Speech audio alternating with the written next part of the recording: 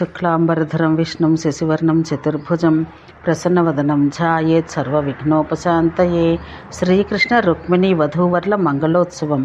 ఆ తర్వాత నారాయణుడు ఇట్లు పలికెను. ఇంతలో రుక్మిణి తల్లి శుభ్రాలైన రాజ్ఞి పతిపుత్రులు కలిగిన సాధ్వీమణులతో కలిసి ఆనందంగా వచ్చి మంగళం చేసే వడిగా ఎత్తైన సింహాసనాన్ని ఇతరులకు అమర్చి రత్నములతో నిర్మించిన మందిరాన దంపతుల్ని కూర్చోబెట్టినది. ఆ మందిరం అనేక విచిత్రమైన చిత్రములతో కూడినది, వజ్రపు హారాలతో అలంకరించబడినది, ముత్యాలు మాణిక్యాలు రత్నాలతో బాగుగా వెలుగుతున్నది. అద్దం కూడా కలది.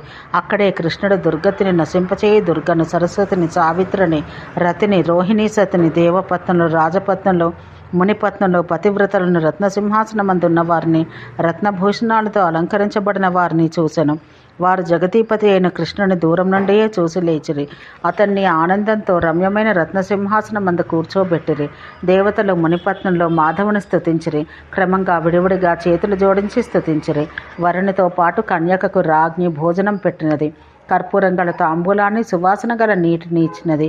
దుర్గ కృష్ణునికి మంగళపత్రికనిచ్చినది. అందరి ఆజ్ఞతో దేవి పఠింపము అని ఆయనతో అన్నది. దేవతాస్త్రీల సభలో నవ్వుచు కృష్ణుడు ఆ పత్రిక చదివెను. లక్ష్మి, సరస్వతి, దుర్గా, సావిత్రి, సతీ, రాధిక, తులసి, పృథివీ, గంగ, అరుంధతి, యమున, అదితి, శతరూప, సీత, దేవహూతి, మేనక ఈ దేవతలు దంపతులకు ఉత్తమమైన మంగళమును చేయనిమ్ము అని కృష్ణుడు చదివెను. వారలు విని నవ్విరి. ఓ రుక్మిణీ కాంతుడా, నవ్వుచు నిన్నే చూస్తున్న రుక్మిణిని చూడము. ఆమె ప్రౌఢ, రూపవతి, సుందరి, నవయవ్వని అని అనగా సరస్వతి రత్నాలంకారాలతో అలంకరించబడినది. యువతి నీకు యోగ్యురాలు. ఇతరుని ఈశ్వరునిగా కాదని చాలా కాలం నుండి నిన్నే ప్రార్థిస్తున్నది అనగా సావిత్రి వరునికి తగ్గట్టు కన్య ఉన్నది. ఇదివరలోనే విధి వీరిద్దరినీ కలిపెను. విదగ్ధనితో కలుపుట అంతను శుభమే కదా అనగా రతి ఈ భూమిపై ఈశ్వరునితో పరిహాసం చేయగల సమర్థురాలు ఎవరు? ధ్యానమునకు సాధ్యుడు కాడు, ఆరాధించుటకు కష్టమైన వాడు, ఇతరులైన ఈశ్వరులను భంగపరచనివాడు అనగా గాయత్రి ఇట్లు పలికెను. వరునికి తగిన కన్య అలజడి లేని భీష్మకుని గృహమందున్నది అని పలికెను. రోహిణి ఈ స్త్రీల సభలో, ఓ జగన్నాథ నిజం చెప్పుము. రాధిక ఎలాంటిది, రమ్యమైన రుక్మిణి ఎలాంటిది అనెను.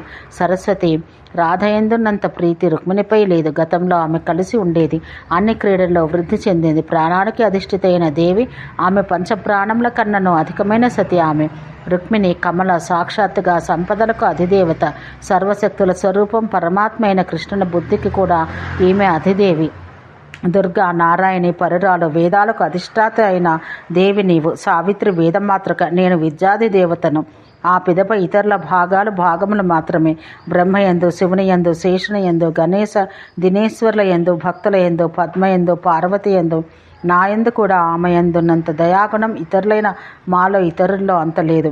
ముల్లోకాల్లో పృథివీ ధన్యురాలు, భారత భూమి పుణ్యురాలు కనుక అందులో బృందావనం ధన్యం. కారణం రాధ పాదపద్మాలతో గుర్తించబడింది కనుక దేవతా స్త్రీలందరిలో రాధ పుణ్యవతి అయినది. రాధ పాదాబ్జముల గోళ్లపై మృదువైన లత్తుక పెట్టను కనుక ఈతడు ఇట్టివాడు అని విని ఆడవారందరూ నవ్విరి. దూరం నుండి అంతా రాధ వక్షస్థలమందున్నదని ధ్యానిస్తున్నారు. అందువల్ల రాధకు నమస్కరించి సామ్యమును తలుస్తున్నారు కదా.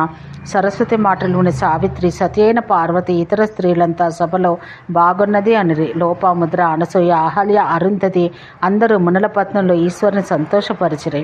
ఇక దేవతలను, రాజులను, మునీంద్రులను భీష్మకుడు విధి ప్రకారం పూజించను. మంగళకరమైన వాద్య సంగీతములతో నగరంలో పెద్ద శబ్దమైంది. ఇక తెల్లవారుగానే బ్రహ్మ, ఈశ్వరుడు, శేషుడు మొదలగు వారు, దేవతలు, రాజులు తమ తమ వాహనాలు త్వరగా ఎక్కుట ప్రారంభించిరి. ఉగ్రసేన మహారాజు వసుదేవుడు త్వరకలవారి శ్రీకృష్ణుని సతి రుక్మిణిని ప్రయాణయాత్రకు సిద్ధం కమ్మనిరి. రుక్మిణి తల్లి సుభద్ర రుక్మిణిని తన రొమ్మను అదముకొని, నిన్ను వదిలి ఎట్లు బ్రతకగలను? నీవు కూడా నన్ను వదిలి ఎట్లు జీవిస్తావో?